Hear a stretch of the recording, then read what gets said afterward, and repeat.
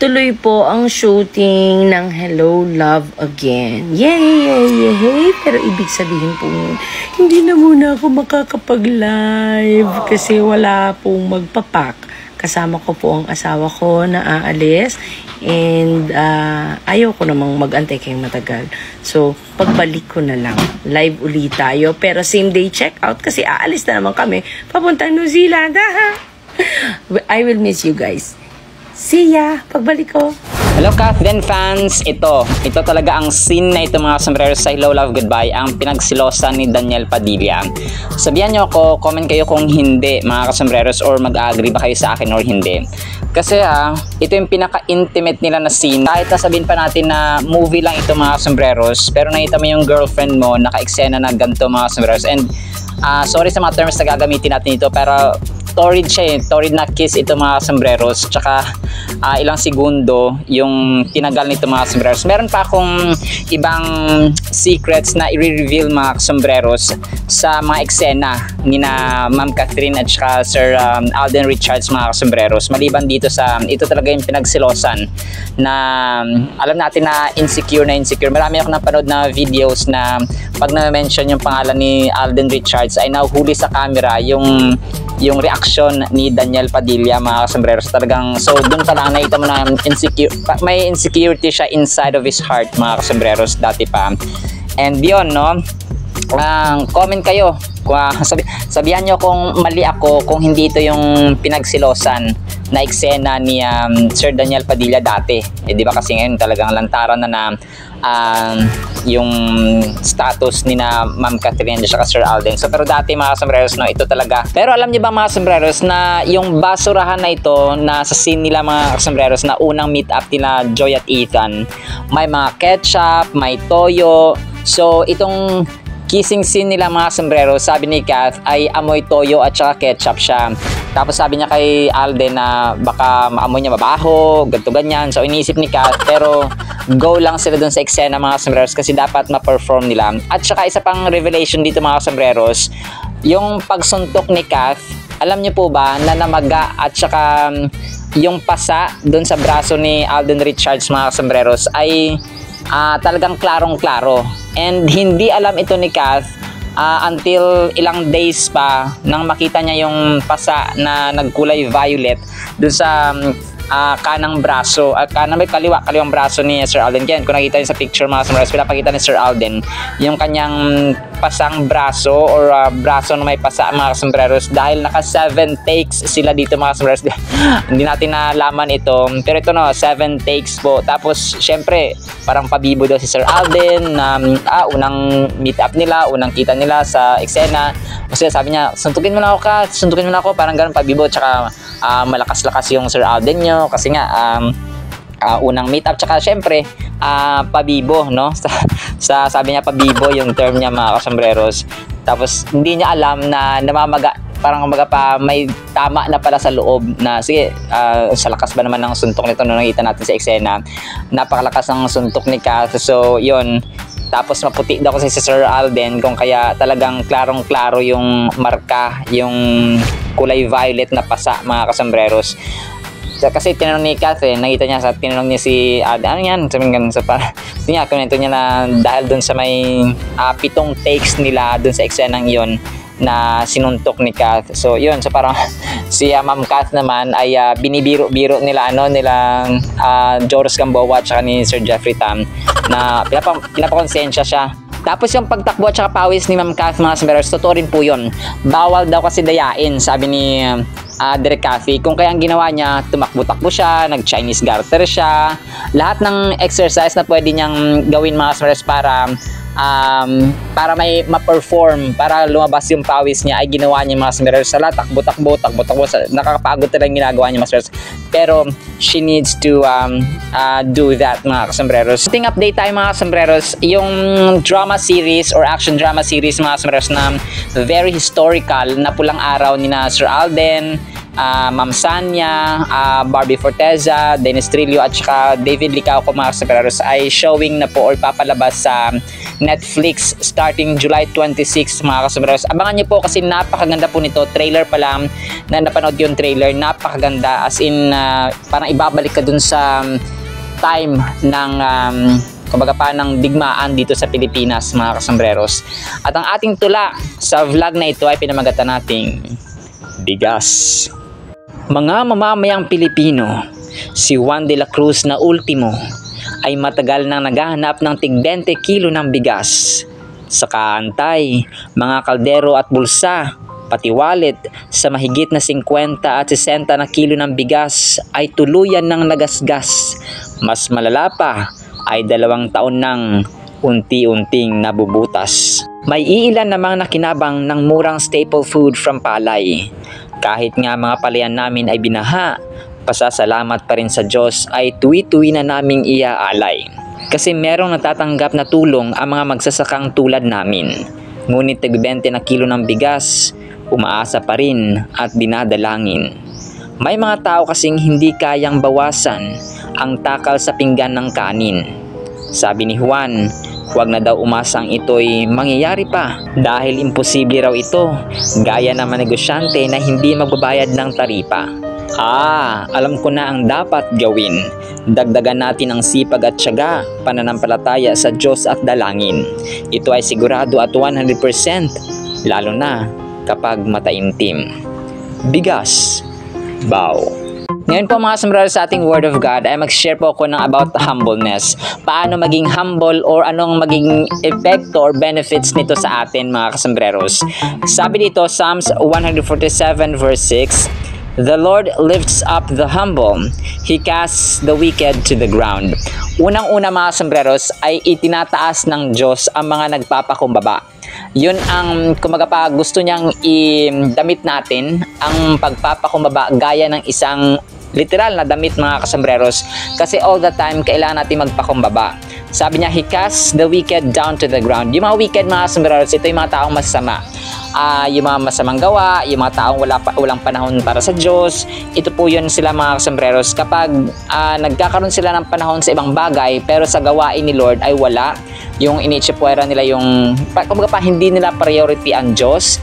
Kumbaga pa wala sa puso nila ang Diyos mga kasambreros ay ito po sila no. Binababa niya or binapabagsak niya mga kasambreros. And Lucifer, si Satanas ang pinaka-perfect example kasi nagmayabang siya, no? He didn't humble down himself. And kaklaruhin ko lang ito mga kasambreros, medyo doctrinal ito, na inallow po ni Lord na magkaroon ng Satanas. He allowed everything to happen so that He can manifest, He can show, He can magnify Himself by kumbaga pa showing His power.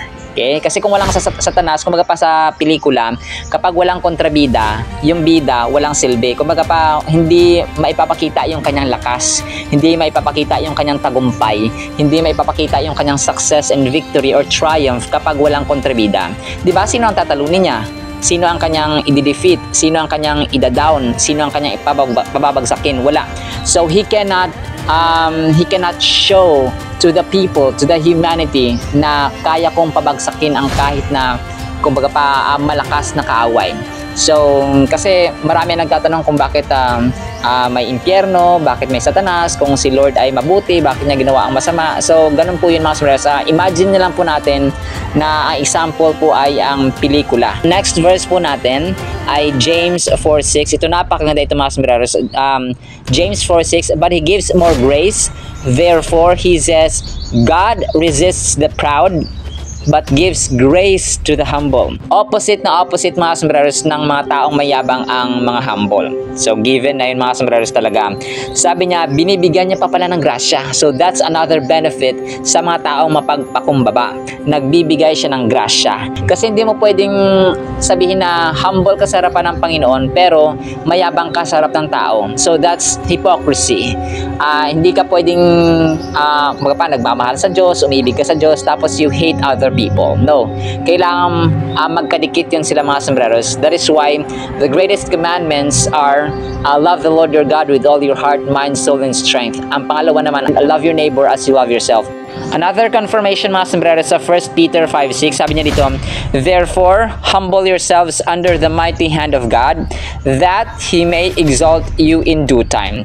Maaring hindi ngayon, hindi bukas, hindi sa makalawa, hindi next year, hindi next year, pero may tamang panahon ang Diyos mga sombreros. He has the proper timing kung kailan ka i-lift up, kung kailan ibibigay sa iyo ang nararapat sa iyo. Just humble yourself always. Ganun po ang ating rule mga sombreros. Dapat hindi natin isipin na, baka bukas. Syempre, aasa tayo because we trust God. Pero ang timeline, hindi na sa atin yon. Okay? Hindi na sa atin yung kung kailan, anong petsa, anong oras, anong araw. Philippians 2:8, and being found in appearance as a man, He, Jesus Christ, humbled Himself and became obedient to the point of death, even the death of the cross. Sa mga hindi po nakakaalam mga sombreros, ang pagkamatay o ang pagpapako sa krus sa mga Romano, sa Europa mga sombreros that time, ay ang pinakamalala, pinakamatinding parusa na dapat ipataw o ipinapataw sa mga taong kriminal. So, Jesus Christ has experienced the worst way of death mga sombreros. Extreme to the extreme, ultimate na pinaka-ultimate, pinaka-grabe sa lahat ng pinaka-grabe. So that people, mankind will realize na ganun katindi rin ang pag-ibig ng Diyos, that He can sacrifice His own Son, His only begotten Son, just to reconcile with us and redeem us and show that His love is the greatest and incomparable. Kahit na sino man yan, nanay mo, tatay mo, kapatid mo, asawa mo, anak mo, no?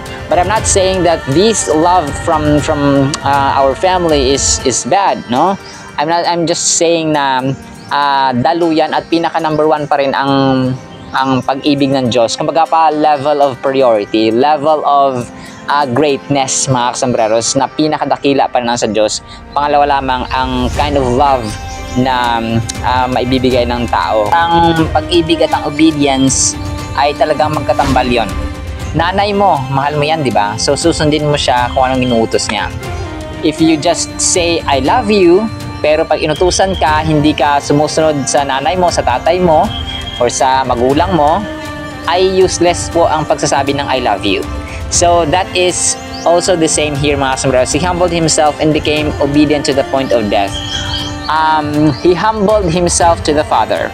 So when you love your parents, for example, ay nagpapakumbaka, di ba? Pag nagkakamali tayo, mag-sorry tayo, ganyan. So we humble ourselves. Tapos sabi dito, kaya sinasabi natin mga sombreros na yung the best na example sa lahat ng good characters ng tao, sa lahat ng ugali ng tao ay si Jesus Christ. Lahat ng humbleness, lahat ng kindness, lahat ng goodness, lahat ng faithfulness, lahat ng love, ng patience, ng endurance, ng self-control, ng pag-resist sa temptation, sa lahat sa ng blessing, sa pagbibigay ng blessing. He doesn't resist. Parang ayaw niya sanang i-withhold, pigilan ang mga blessings na dapat ay ibubuhos sa atin or sa pamilya natin, sa buhay natin, kung tayo ay may ginagawa mga kasombreros. Sa Kanya ang awa na sa atin ang gawa. Hindi pwedeng hingi lang tayo ng hingi kasi hindi naman siya pengi noon, no? Pengi noon. Panginoon siya, hindi siya pengi noon. Ang mga tao kasi pengi noon, pengi niyan, pengi. So hindi nagiging parang bangko, bangko na nag-deposit tayo ng milyon tapos wini-withdraw lang natin ang wini-withdraw. So dapat sa isang bangko, wala kang i-withdraw kapag wala kang i-deposit. Ganun din sa Lord mga sombreros, give and take. Although sa literal na mga tao nagmamahal, sa Diyos na nagmamahal, give and give lang. Tapos yung babalik sa atin ay nakadepende na yon kung i-approve ni Lord o hindi. Pero syempre si Lord naman ay fair na Diyos, hindi siya unfair mga sombreros. That is why He gives what we deserve. And He takes away what we don't deserve mga kasombreros, even to the point of even the death of the cross. So yun mga sombreros, no, He died like the worst criminal of all time. Kasi criminal ang mga taong pinapako sa krus, no, binibitay dun sa kahoy na krus mga kasombreros. So He did it to show to humanity, to us, that we are loved And He loved us so much, mga sombreros, lalong-lalo na po ni God the Father who sent His only begotten Son. So yun lamang po, mga sombreros, nawa po ay na-enjoy ninyo at nagustuhan ng ating vlog.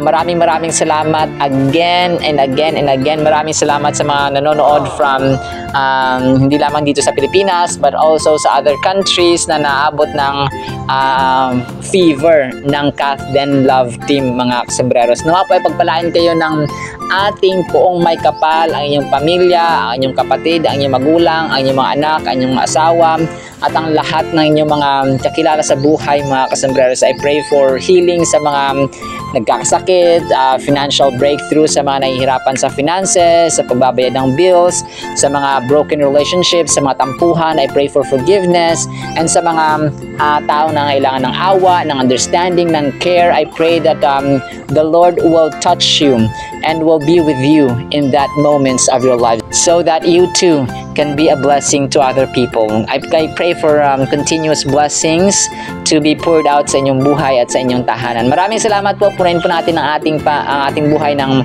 humility. No? Let us clothe. Idamit po natin ang pagpapakumbaba sa lahat ng pagkakataon ng ating buhay so that God will lift us up in due time. Maraming salamat po, and see you sa next segment, mga sombreros. Paalam po. Bye-bye.